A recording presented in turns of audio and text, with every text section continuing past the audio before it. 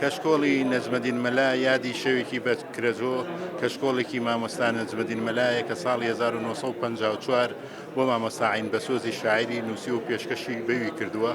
پێکەوە لە 12 ئابی 1954 بە سەیران چوون بۆ بەکرەجۆ لە ناو باخەکانی بەکرەجۆ ئێوارە و شەوێکی خۆشیان ڕابواردووە بۆ بوونەوەی ئەم کەشکۆڵەی بۆ نووسی و لە ماوەی مانگێکە تەواوی کردو لە 12 ئاب بۆ 13 ئەیلول کەشکۆڵەکە تەواو بوو. ئەم کەشکۆڵە 50 شاعری کلاسیکی لەخۆ گرتووە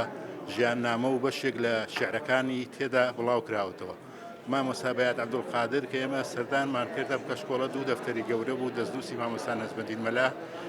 دای بە من و منیش